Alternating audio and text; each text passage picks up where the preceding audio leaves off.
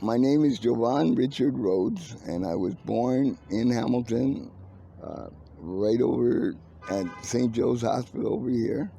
And we lived on basic Catherine Street North at that time.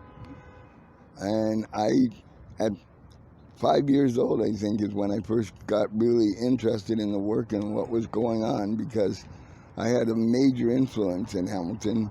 John Christie Holland, who was the minister of Stewart Memorial Church at the time, and he used to come to my house. He was one of my dad's best friends, and he got me interested in what was really going on in the world. And so I kind of, rather than getting involved with everybody that was doing whatever on the streets, I kind of drifted that way and got into working in the community and helping people, setting up agencies. So I set up quite a few agencies, and then there was a lot of racism in Hamilton at that time, and even the whole system was set up to be racist right from the beginning. So we were fighting that all of our lives. So was the only opportunity that you had to get together and enjoy each other's company, was that the Emancipation Day Picnic? Yes, the Emancipation Day Picnic was critically important for us because it did give us a chance for families to meet, for us to get together, for us to talk and know who it was a lot of things that we had to do that was important, because without the picnic we got nowhere, eh? And the other thing is that people could come from all over the country, because there were people so divided. And so we had the picnic this end, and there was also a picnic in Windsor, so which was a major event as well. So the two major Emancipation Days were then. And I mean, since then there's quite a few going on now in this area, in the province. And can you hold Yes, I can. This is a picture of Myself and Ruth Bell. Well, Ruth Bell kept the picnic going later on. What happened is that the Emancipation Day Picnic started basically in 1928, and it was always the women of our family who kept it going right from then till now. For a few years, of course, it was shut down. There was nobody running it. The Bush sisters ran it for a while. Sorry. No. They ran it for a while. Actually, Debbie is now major in the church over there, in Harriet Tubman's church. On Geneva Street. Unfortunately, there's only about 4 people going every Sunday. And at one time that was where we should go, because that's where our history is, and that there's all kinds of pictures there of the people and places of the church. So the women in your family kept the picnic Going. really going. That is amazing. And you have a lot of special women in your family, I understand. Well, yes, we had a big family. There are a lot of very special women involved in our family.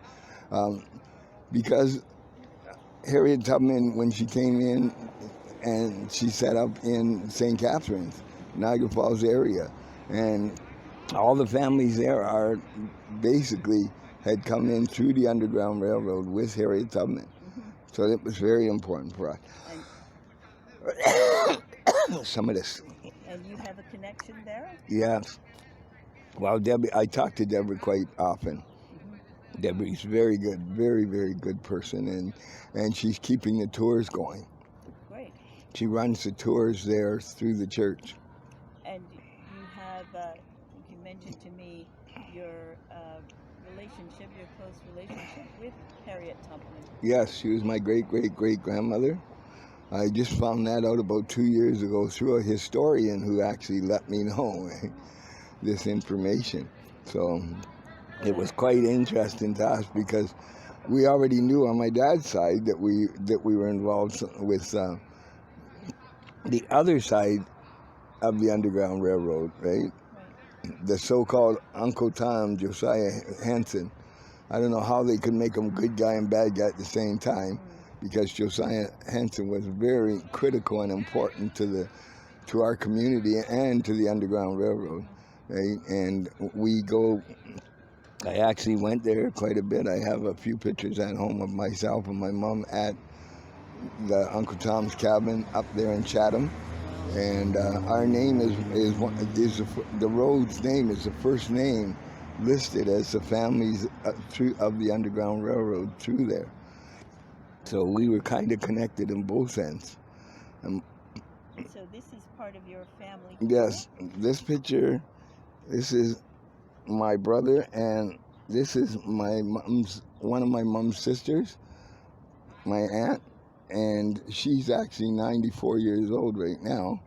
And they kind of passed away backwards, because the youngest one of my mom's sisters passed away first, and then my mom passed away while I was after this accident a couple years ago. Now she's the third one of them, and she's still doing okay over there. And my mom's oldest sister, actually, Aunt Mary, she's around, I think she's 97 right now. She called me a couple days ago to see how I was doing, and being as feisty as ever, but she's great. And she has an amazing amount of history in her head of what was going on in St. Catharines and the development and the people. So she talks to me quite often about the people, and but she does have dementia, so some of it you have to like she right now, it's like she's 40 years ago. She doesn't understand that it's now, right?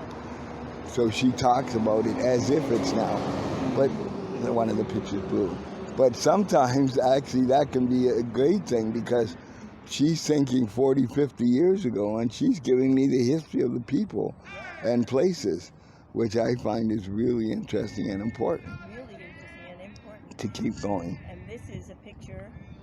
And this is a picture of the people at the park. A lot of the people here came. We had up to 500 people coming on a pretty regular basis, Well, at Port Dalhousie, that's the picnic that my family used to go to. Yeah, that's the big one. Yeah. And it actually stopped for a couple of years. There was a couple of years that no one was running it, and it kind of stopped.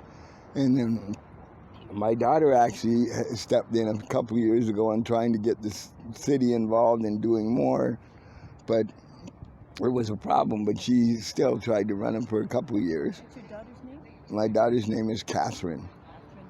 It's now Catherine Bell, but it was Catherine Rhodes. Okay. And she's done a lot of major work in trying to keep it going and involving the history.